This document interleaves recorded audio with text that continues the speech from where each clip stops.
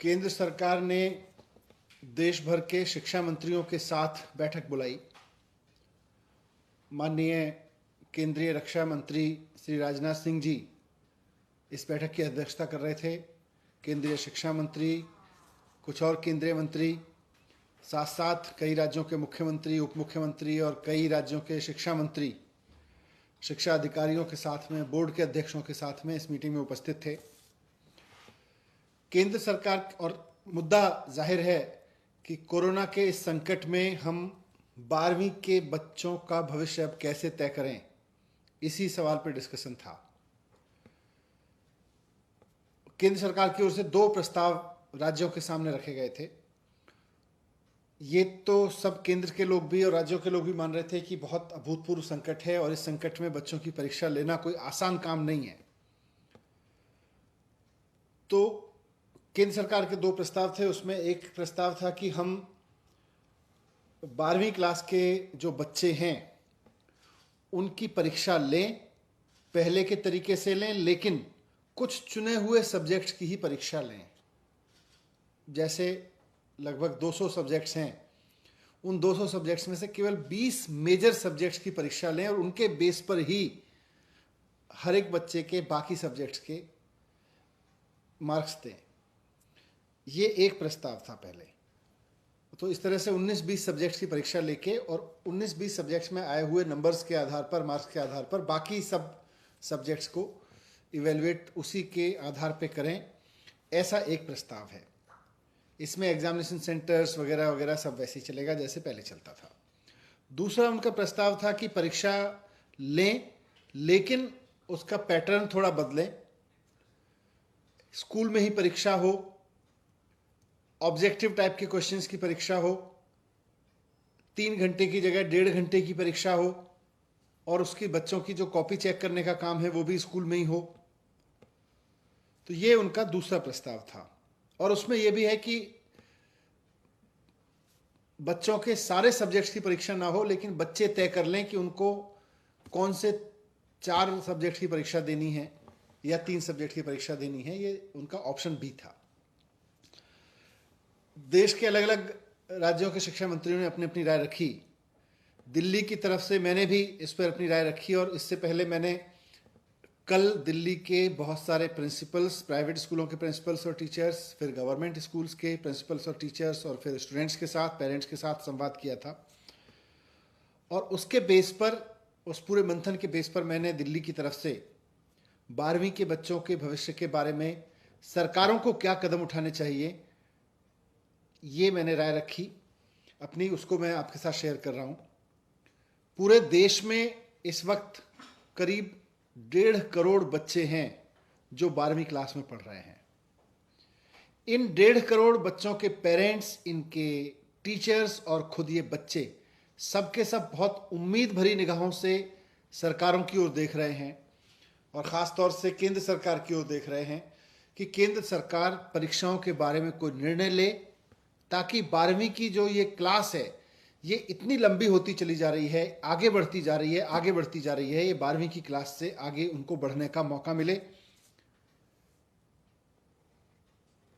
एक ऐसे समय में ये सब बात हो रही है, आज जो चर्चा हुई, जब हमारे पास रोजाना 2.5 लाख केस आ रहे हैं पूरे देश में, लगभग इस समय भी देश के बहुत सारे गांवों से किस तरह की स्थिति है, किस तरह की बॉडीज मिल रही हैं, वो हम सब मीडिया पे, सोशल मीडिया पे देख रहे हैं। हमारे सामने बार बार ये बात भी आ रही है कि तीसरी वेव भी आ सकती है और ये बात बार बार कही जा रही है अलग अलग सेक्टर से कि तीसरी वेव अगर आती है तो बच्चों को सबसे ज़्यादा नुकसान पहुंचाएगी तीसरी वेव। ऐसे में दिल्ली सरकार का मानना है, मुख्यमंत्री अरविंद केजरीवाल जी ने भी मुझको कहा कि ये प्रस्ताव केंद्र सरकार के सामने रखा जाए कि बच्चों की सेहत से, बच्चों की सुरक्षा से खिलवाड़ करके हमें परीक्षा पूरा करने का शौक नहीं पूरा करना चाहिए। शिक्षण संस्थाएं, शिक्षा व्यवस्था अपनी एक अलग कंपल्सन रखती है। शिक्षा व्यवस्था कहती है कि परीक्षा होनी चाहिए, बोर्ड कहता है, बोर्ड की परंपराएं कहती हैं कि परीक्षाएं होनी चाहिए। शिक्षा की जो हमारे अभी तक की प्रैक्टिस रही है और शिक्षा की जो अभी तक हमारी समझ रही है वो कहती है कि पहले पढ़ाओ, फिर बच्चे की परीक्षा लो, उसके बाद में बच्चे को पास या फेल करो। लेकिन ये सब आइडियल वर्ल्ड की दुनिया है।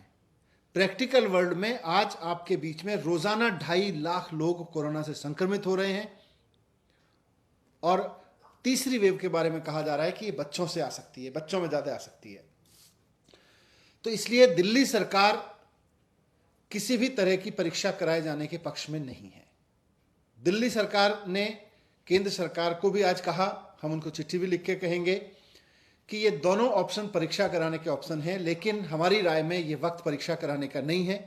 ये वक्त है कि हम बच्चों को जिस तरह से हमने 10वीं में किया है, 2-3 साल या 1 साल की अलग अलग परीक्षाएं जो अभी तक ली गई हैं, हिस्टोरिकल रेफरेंसेस के आधार पर बच्चे का मूल्यांकन करें और उसको 12वीं की परीक्षा में हम उत्तीर्ण करें, उसको पास करके आगे भेजें।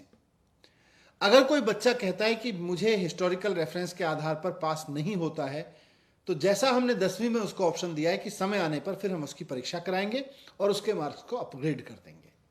अगर कोई बच्चा कहता है कि मेरे नंबर कम आए हैं हिस्टोरिकल रेफरेंस से के आधार पर, मेरे नंबर्स तो ज़्यादा आते हैं अगर मैं परीक्षा देता तो मुझे परीक्षा देने का अवसर दिया जाए, तो सही समय आने पर उसको परीक्षा का अवसर देके उसके मार्क्स अपग्रेड किए जा सकते हैं। लेकिन 12वीं क्लास का ये कंटिन्यूस चलना उसके लिए भी खत्म हो, ऐसा हमने प्रस्ताव दिया है। मैंने ये भी रिक्वेस्ट किया है कि आज एग्जाम लेने वाली संस्थाओं, शिक्षा व्यवस्था की परंपराओं, ट्रेडिशनल कन्वेंशनल शिक्षा व्यवस्था, इसकी रूल्स एंड रेगुलेशंस को, इसकी परंपराओं को फॉलो करने के चक्कर में हम अपने बच्चों को कुर्बान नहीं कर सकते। हम अपने बच्चों की जान पे नहीं खेल सकते और हमें एक पेरेंट के रूप में सोचना होगा। हमें शिक्षा व्यवस्था के मुखिया के रूप में सोच के ये समय नहीं निकालना है। हम शिक्षा व्यवस्था के मुखिया के रूप में अगर तय करेंगे तो शिक्षा व्यवस्था के रूल, उसके कन्वेंशंस, उसके सारे ट्रेडिशंस हमारे सामने आएंगे। अगर पेरेंट के रूप में हम सोचेंगे तो एक पेरेंट के रूप में हमें समझ में आएगा कि नहीं, हम अपने बच्चों को अभी परीक्षा के जोखिम में नहीं डाल सकते।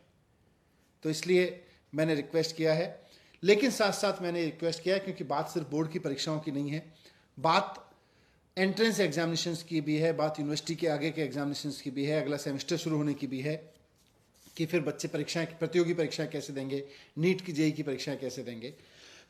तो इस सब का एक ही समाधान है कि हम अपने बच्चों को वैक्सीनेशन कराएं। जैसा मैंने कहा कि पूरे देश में करीब 1.5 करोड़ बच्चे हैं जो 12वीं क्लास में हैं।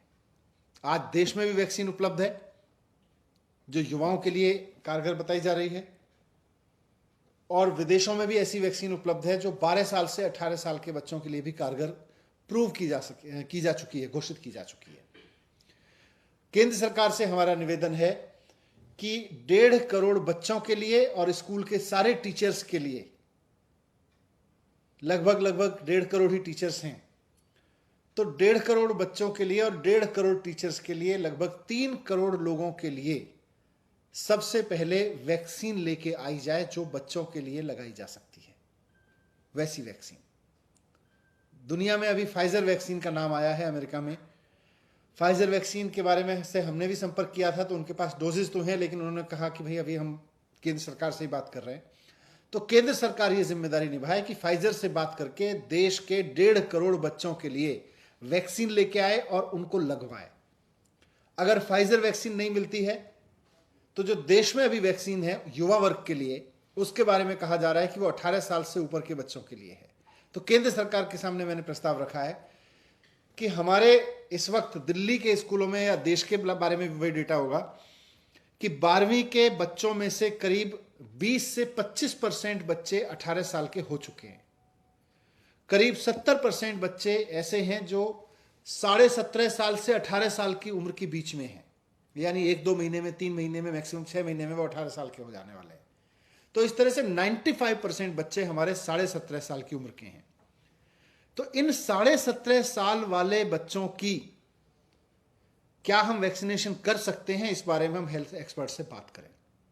अगर देश में 18 साल के युवा के लिए जो वैक्सीन उपलब्ध है, क्या वो वैक्सीन 17.5 साल के बच्चे के लिए भी कारगर है, ये बात हमें हेल्थ एक्सपर्ट बता सकते हैं, वैक्सीन की कंपनियां बता सकती हैं, उनके लिए जो टेस्टिंग की गई है, ट्रायल्स किए गए हैं, उससे हमारे पास आ सकती है।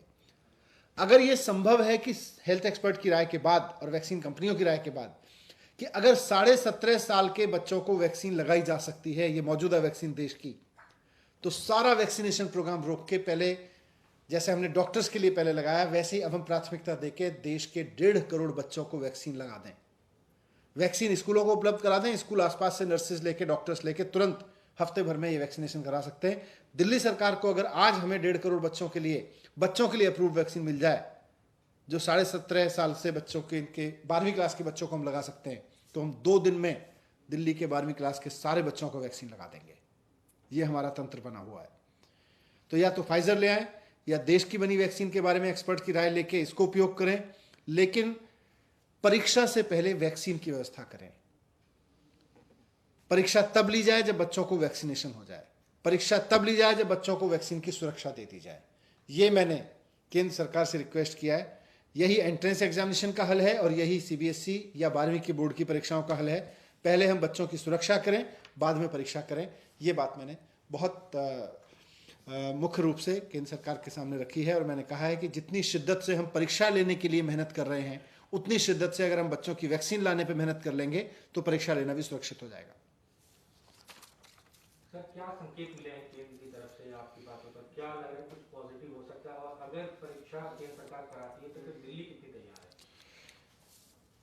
देखिए, जब मैंने बात रखी तो आज देश के लगभग मैं कह सकता हूँ 8-10 मंत्रियों ने, कई राज्यों ने बेसिकली और इस बात को समर्थन किया कि हाँ, पहले हमें वैक्सीनेशन कराना चाहिए अपने बच्चों का।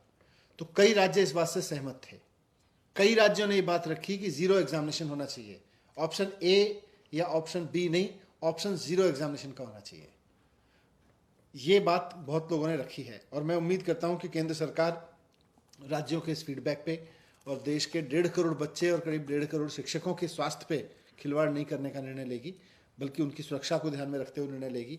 तो जो भी निर्णय लेगी, इस चीज़ को, इन सारे डिस्कशंस को ध्यान में रखते हुए लेगी।